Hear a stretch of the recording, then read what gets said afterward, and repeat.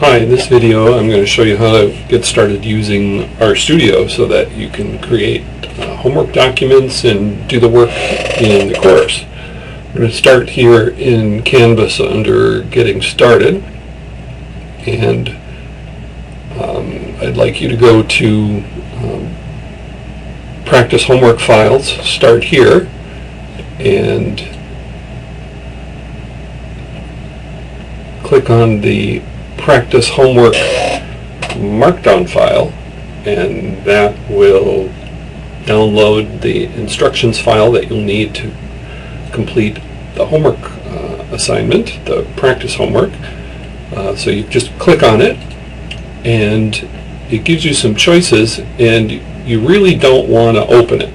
I realize that's a temptation and you're really curious to see what's inside, but resist the temptation and just click on Save File, and that instructions file will go up here or go into your Downloads folder.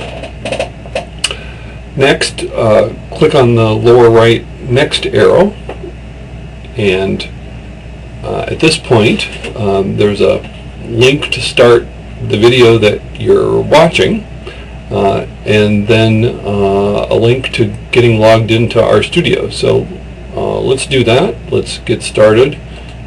Click on the RStudio link and a new tab will open, and you're going to want to click in here and enter in your University of Minnesota X500 username and password, and you should start an RStudio session like this one. It'll start out blank on the left side and sort of empty directories over here on the right, kind of like this. And what we are going to want to do is we're going to want to get that homework instructions file up into this files area in the lower right part of RStudio. And you do that by clicking on Upload, and then you browse your computer to find it, and it should be in your Downloads folder under RMD for R Markdown, and there it is right there, RMD Practice Homework. Click it, and it'll upload that file into your work area in RStudio, and then just click on the RMD file and it will open up here in this document tab, and at the top it says Stat1601 Practice Homework, given name, family name. You're going to want to change this to your own first and last given and family names, and it's going to make a PDF document for your homework. And inside this file you'll see a bunch of areas that are gray and a bunch of areas that have a white background. And white background just means you can click in here and you can add things and you can type your answers, like a place where it says answer. You can just click and type your answers.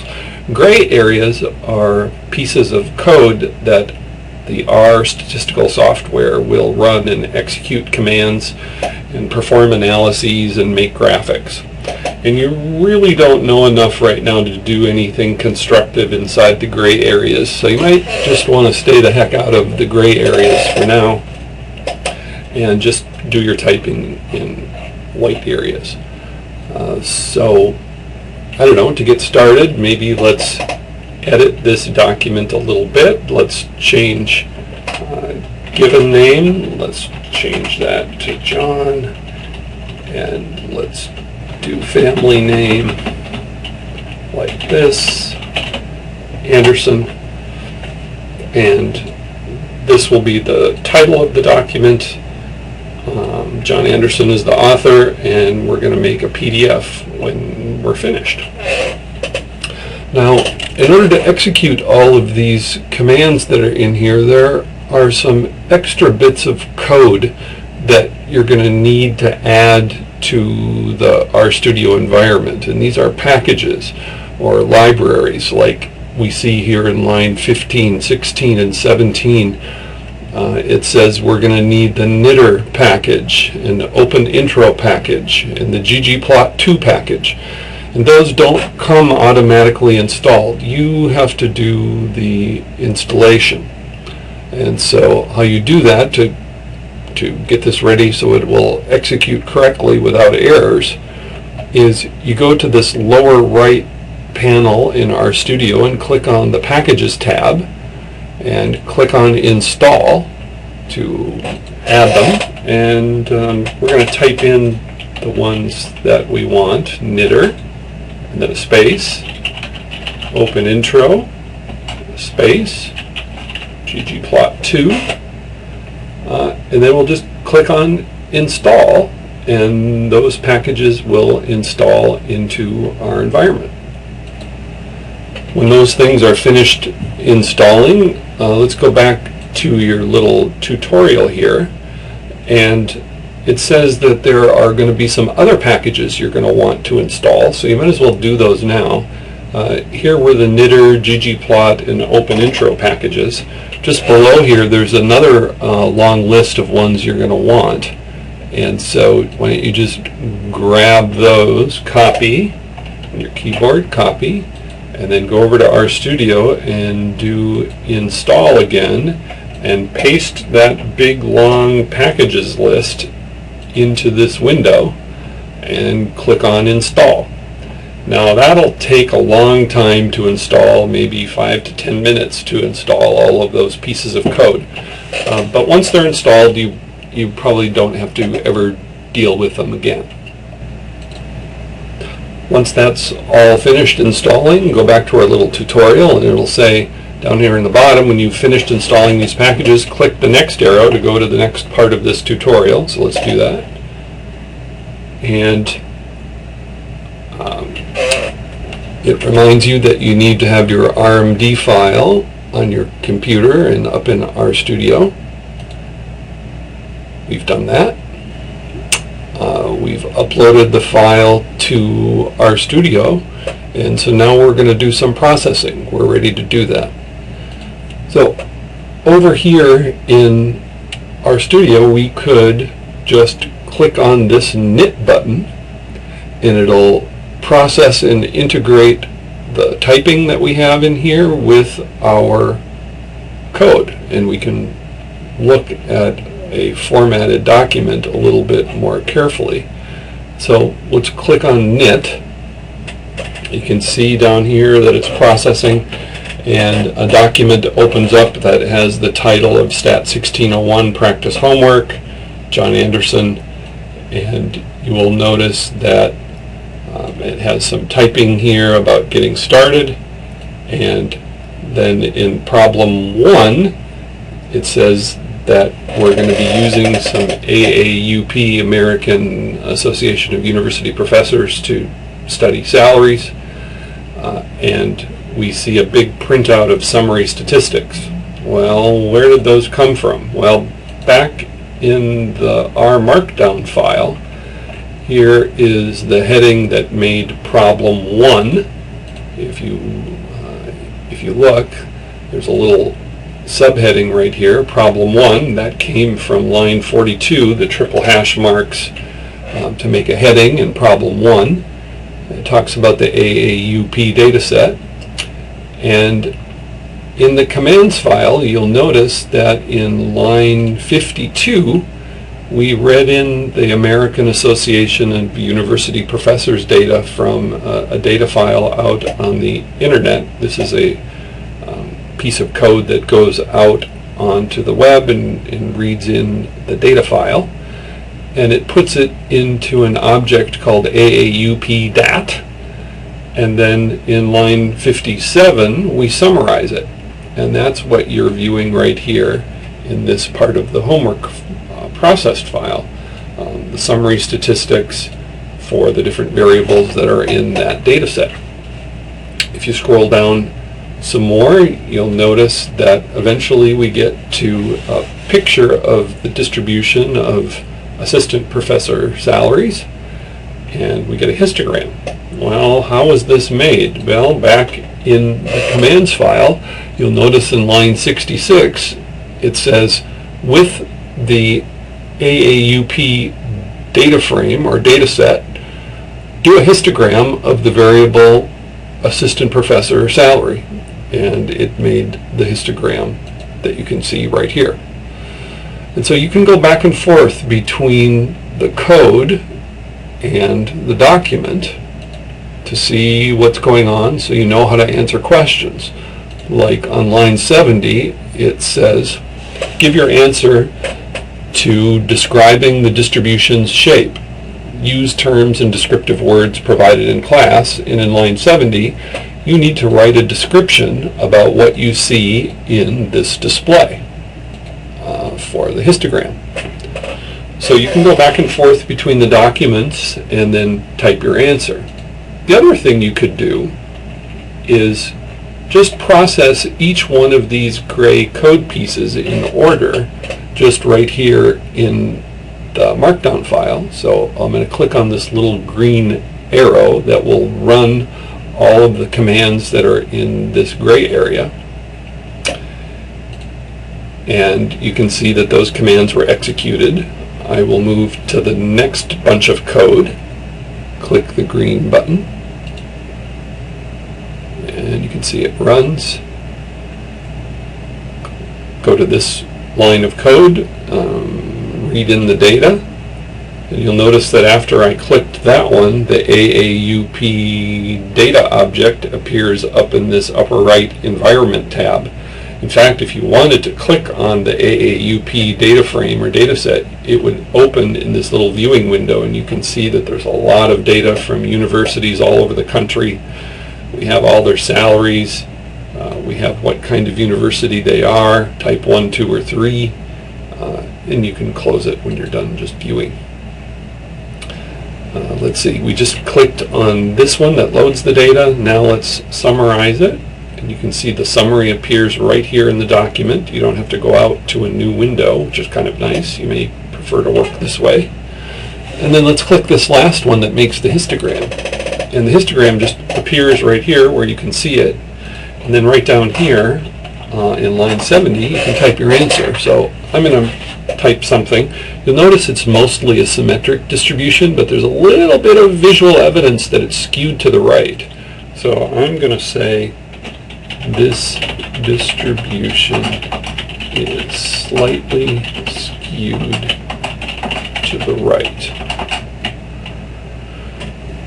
And that would be a descriptive statement about this particular histogram.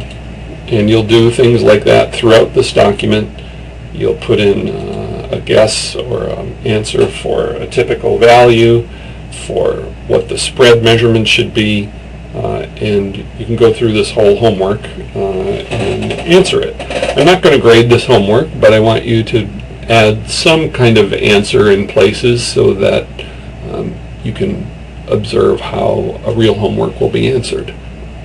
Before we leave this, I'm going to go down to this last part right here, this last code chunk, lines 140 to 142 roughly. And we'll just process that, and it tells us that the variable that was created in here called myAnswer is 37.289, and if you look down in line 145, you'll notice a piece of code right here that says backtick R, round myAnswer to 3 decimal places. And what that will do is that when this whole document is processed and knitted, you will notice that down on the bottom, the value of myAnswer has been placed in the document automatically. It says, and has value of 37.289. That little bit of backtick code automatically put this number, the value of this variable, right here in the document. I didn't have to retype 37.289. I just had to put the variable name there, and it automatically put the value of the variable. You'll notice also right next to it we have some Greek letters, mu and sigma, and those are produced by having a mathematical typeset expression enclosed in $signs. anything that's enclosed in dollar signs, you see the math popped up there on my screen, a /mu and a /sigma will produce Greek letters. And you'll notice there's some math down here on the bottom with superscripts and subscripts and summation. And this is how we'll do mathematical notation in our homeworks. You won't probably have to learn how to make these very much. I will do most of the notation construction for you, but I want you to understand what's going on in your document. So let's do a final knit of this homework. It'll process all the changes we made. We'll just close that, get that out of our way for a moment. Go back to your files, and you'll notice that there are two files sitting in there now. There is the RMD suffix file, which is this thing over here, all the commands and the code, and then your processed file right here, which is the homework, the document which you will submit, this PDF. So let's go back to our tutorial, and let's move on to the next page where it talks about downloading the PDF file to your computer. And so let's do that. Let's get this PDF homework document from RStudio down to your local computer. So let's click on the document we want to bring local, and this checkbox, and then under the blue more gear, do export, and it'll send this to your local computer. You might as well leave this name, download it, save it to your downloads folder, and there it will sit until you're ready to do something with it. Back on your little tutorial, click on next, and it'll say upload your homework file to Canvas, and you'll do that by going to the upload link. Now you're ready to get that document submitted, and so click on the next button and you'll go to a submission page. It says practice homework submission link. So click on the button that says submit your assignment. It's got to be a PDF document, and it says, well, you want to drag it. Now let's browse, and in downloads there should be an RMD file. Here's the RMD practice homework PDF that you want to submit. Click on it, do open, and then click on submit assignment, and it says it's submitting, and it says you're done, it's been submitted. If you ever wanted to resubmit a new version of the document, you could just click here and you could do the whole thing over again. And that ends our video. Let me know if you have questions.